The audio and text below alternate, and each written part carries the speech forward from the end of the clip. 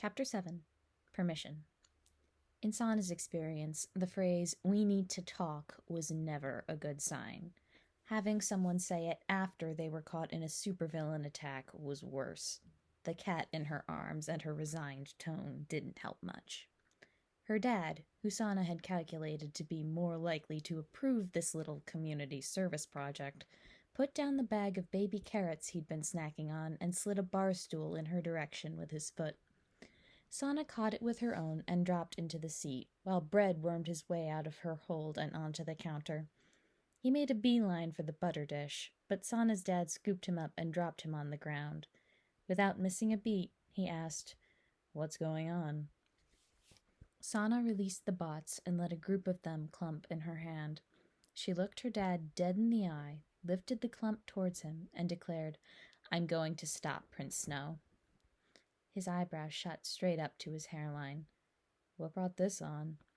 It wasn't a no. Hope blossomed, and Sana charged ahead. "He wants the bots. He wants me.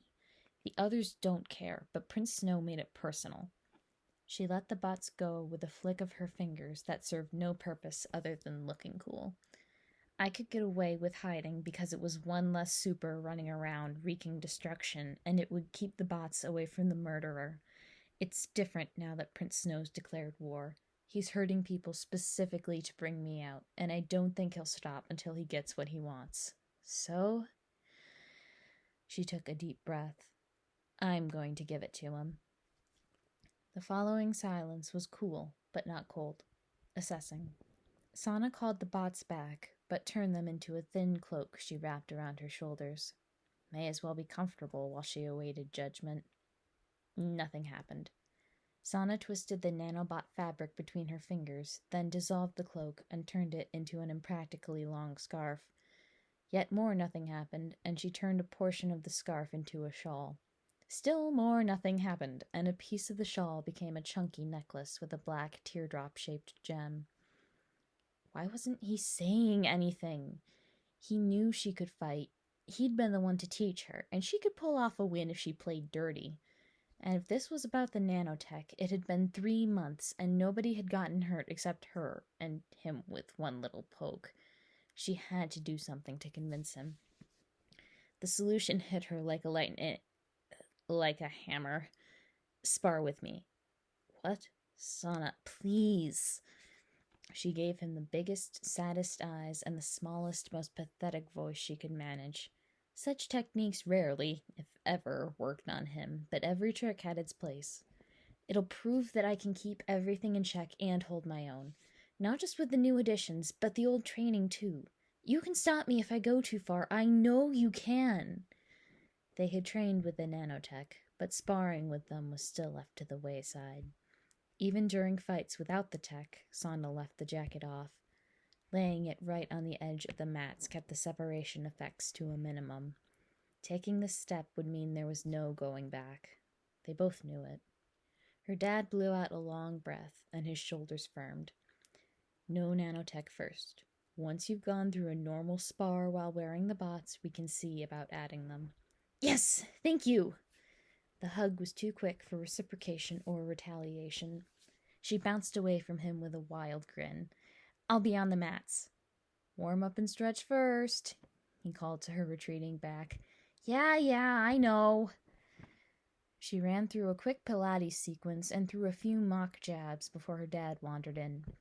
He rolled out his shoulders, bent his legs, and shifted his weight to the balls of his feet. 2 rounds? 1 with him, 1 without him. Usual rules? Yep. On 3? She shifted into a pose similar to his. Sure. 1! They lunged at the same time.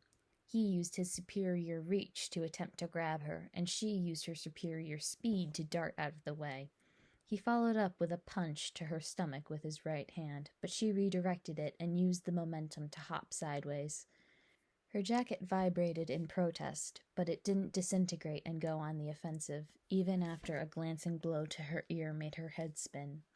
There was an itch in the back of Sana's mind, an urge to use the extra limbs she now had access to, but it was like fighting while keeping one arm at her side. Yes, the impulse was there, and she had to stay aware of it, but it was her choice whether to give in or not. They danced around the mats for a few minutes. Well, Sana danced. Her stamina, speed, and flexibility were superior to her dad's, even though she was weaker and less experienced. He had capitalized on that, and while he was a brick wall of a fighter that ended spars quickly, he'd trained Sana to flit around and draw out combat to wear her opponent down. It was the only way she stood a chance. Ultimately, a sweeping kick she only half managed to hop over brought her down. She tried to roll, but her dad was on her before she could rebound. Grappling was the nightmare scenario. Anyone several weight classes lighter than their opponent would face the same problem, and while Sana did have some muscle, she wasn't exactly a heavyweight. Her dad, on the other hand, was built tall and strong. His limited right hand had never stopped him from thoroughly kicking Sana's rear in the vast majority of their spars, and once he caught her, it was basically over. After a minute of muttered curse equivalents and contortions that would have led to escape had her dad not been her teacher, Sana called a loss. It was just as well. The lock he had her in was starting to put strain on her back and shoulders. He let her go as soon as she said the word, and she dropped to the mat with a grunt. "Take a breather," her dad suggested while she got to her feet. "We'll go again in a few minutes." "But you can keep the bots in check while they're stowed. I believe that," he reassured her. "But I want you to be focused before sicking the free ones on me. I'd prefer not to take a flying piece of metal to the eye on accident." Sana could see his point. She released the nanotech and let the bots fly as they willed. They stuck close to her, but lacked the zip caused by anxiety or excitement. She lifted her arms and made the bots spiral around them in loose corkscrews, then flicked her wrists to set them back to neutral. She repeated the exercise with tighter spirals, then grabbed some water. By the time she was back on the mats, the bots were back to their calm flight paths. She had to wait for her dad.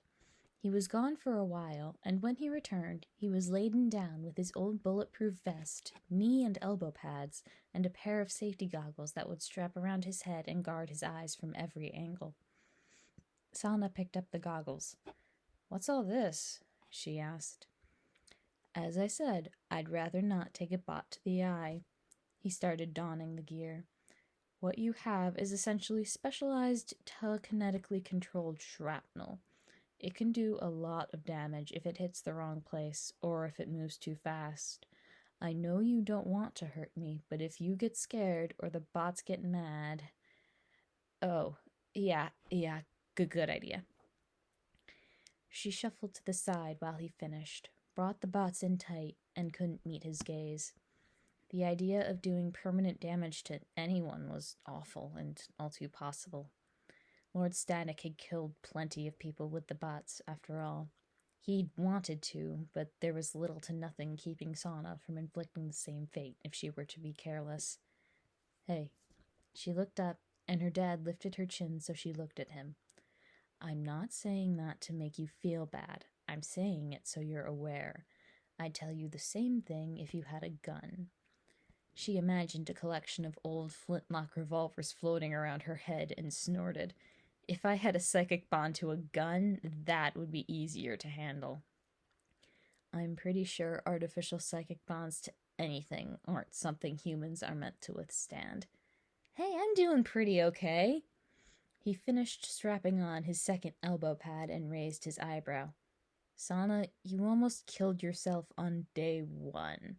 "But I didn't." She raised one finger in a cheerful gesture and handed over the goggles when her dad held out his hand for them. He strapped them on, and he and Sana took up their positions. Sana rolled out her shoulders and brought her fists up. "On 3?" she asked. There was no countdown. He simply rushed in. Sana had been prepared for this, and she was gone well before he reached the place she should have been. She'd left the nanobots behind, and he ran into the cloud. She focused, and the bots behind him moved in concert to give him a shove. He overbalanced, but recovered quickly and was after her again. The fight was a balancing act, and not one Sana had gotten the hang of yet. Using the bots meant she'd forget about what her actual body was doing, and she'd go still or get her ankles tangled together. The best plan she had was to keep her distance and use the bots to erode her dad's stamina. It was funny. Even if she couldn't always keep track of where she was, she knew exactly where her dad was in relation to herself, based only on where the bots weren't. Dodging got a lot easier the times he managed to close the gap. Next time, she'd have to try fighting with her eyes closed. The spar lasted a few minutes longer than the first one. Sana was careful to keep the nanobots away from her dad's face and to keep his fists away from her face, but ultimately her split attention cost her, and down she went. The attempt to use the bots to hold her dad back was an abject failure. She needed something to gain leverage, a weapon. Her dad's hand landed on her neck, and she had an idea. A cluster of bots looped around her dad's neck and solidified. He reached for them, but the ends of the scarf were in Sana's hands already, and she drew them taut. He let go of her throat to claw at his own, and she bucked up to throw him off balance. He toppled over, and she dropped the scarf and scrambled out from under him. It disintegrated and reformed in her hands, and she took a stance on the far side of the mat. "Should have pressed the advantage," her dad told her as he stood. The strangulation didn't appear to have done any permanent damage, but she didn't want to try it again or go any farther. Sure, fighting dirty was encouraged in this situation, but murder was not. Didn't want to get caught once the element of surprise wore off. She whipped the end of the scarf at his face, which made him flinch back, and she darted in to deliver a punch to his sternum. He dodged, but she scored a hit on his shoulder. He grabbed for her arm, and she dropped into a roll. Once out of range, she flicked the scarf at his face again. He grabbed it and pulled it out of her hands. That was solved by a rapid dissolution. He charged, and she bolted out of the way. This was going nowhere fast. Sana could feel the burn of overworked muscles and the twinge that signaled overuse of the bots. Unless she ended this fast, she was going to lose, and if she lost, she was never going to get her dad on board with her vigilantism. Another lunge, and in her retreat, she tripped over her own feet. She didn't fall, but it was close. Her scarf rematerialized. She needed to restrain him with it somehow. He threw a few jabs, and she tried to catch them by wrapping the scarf around his wrists. No dice. He was too fast, and her efforts earned a knock to the chest that winded her. In a last-ditch effort, she brought her free bots around her dad's ankles and changed them into a scarf while he was in mid-run. It worked. His feet got caught on the scarf, and his face hit the mat. Sana jumped on him. She just needed to pin him for 10 seconds, and the win would be hers. Her knees pinned his arms down, and she leaned up and over to pin his hips with her hands. She set the nanotech on him, too. That was the scene her mother walked past. Sana's dad pinned face down to the mat with a knee on each of his arms, a black scarf tying his ankles together, and loose nanobots attacking him like a collection of cartoon horseflies. It must have been a stressful day in the ER, because she didn't even pause in her clumsy attempts to tow off her socks. Sana had recalled the bots and helped her dad up by the time she succeeded. The sleep deprivation zombie that had replaced Sana's mother staggered to the master bedroom. Sana watched her go and asked her dad, "Should we wait till tomorrow to tell her, or do we even need to? Do I have the go-ahead?" He closed his eyes and shook his head. Sana was taken aback. "Why? I beat you in the last spar." He took off his goggles and started to shed his pads, but didn't look at her. "You beat someone who wasn't trying to hurt or kill you, and you almost lost. You also lost the first match, and if you're ever in a situation where you can't access the nanobots, I don't trust your ability to stay unharmed." Her face scrunched up. "I'm going to fight Prince Snow, not Pulse." "You're not going to fight either of them." He'd gone immovable. Damn it. She'd have more luck convincing a block of concrete to let her act for the foreseeable future. Still, she had to try. People are going to get hurt. Bystanders. She felt tears welling in her eyes, but didn't recognize how angry she was getting. I know I should have done something to stand up to the rest of the villains before this, and I'm selfish for only stepping in now, but I can't be directly responsible for a supervillain killing innocent people. You're an innocent person too, Sana, her dad shouted. He dropped to one knee, grabbed her upper arm, and mirrored the position with his non-functional hand. Sana could barely breathe. "Listen to me," he told her in a tone that brooked no argument and with eyes that trapped her own. "You're not responsible for anything other than your own actions. Prince Snow is responsible for his. You stole the bots? You didn't have a choice. You took Lord Static's belongings? Not great, but at least nobody who wanted to do harm could find them. You hid while the other supers started a turf war? Basic self-preservation, they'd have turned you into mincemeat." She winced, but he had a point. "That doesn't change the fact that Prince Snow's attacking the city because I took the bots. Look me in the eyes and tell me he wouldn't be doing that anyway if he got them straight off." She couldn't. He nodded. "See? Okay. She shrugged out of his hold and took a step back. "I want to at least try and stop him. I'm a super weapon now, the only sane superhuman in Calabria, so I'm sort of obligated." "No, you're not. Let the police handle him like they're supposed to. You're way too inexperienced for it, not to mention your age. Hey, it's technically legal. Plus, leaving people out to dry when I could help feels wrong. I'm gonna feel so guilty if I do nothing." Her dad blew out a breath and stood up. "If you want to be a hero, you can't do it out of guilt or obligation. You can't blame yourself for staying safe or running away. And you cannot, under any circumstances, focus on the could-have-beens. You'll never survive if that's your mindset." He sighed and pulled off his vest. "That said, in a couple of years, if you get to the point where you can beat me and other opponents consistently with or without the bots, prove to me you can keep yourself safe mentally and physically and still want to become a superhero, I would be willing to support that decision." "Really?" He closed his eyes and nodded. She wrapped her arms around him, then recoiled. He was kind of gross. She was too. Her dad didn't mind the stickiness or the interruption. "Probably for the best to tell your mom about all this when she can understand me," he said. He placed a hand on her shoulder and guided her to the bathroom. "Take a hot shower and try to get some sleep. You did stare down someone who wants you dead earlier. That takes it out of you." He pushed her in gently and shut the door. She couldn't protest when he was right. Now that the fight had worn off, muscle aches and a twinge behind her eyes were competing for attention. The shower helped. Sleep came easily, and she couldn't remember her dreams. The only thing she did remember was waking up enough to register garlic curled up on the pillow next to her, then passing out again. The morning was rough. Sparring twice wasn't enough to induce second-day soreness anymore, but the dread of facing down her mother made the day terrible before it even began.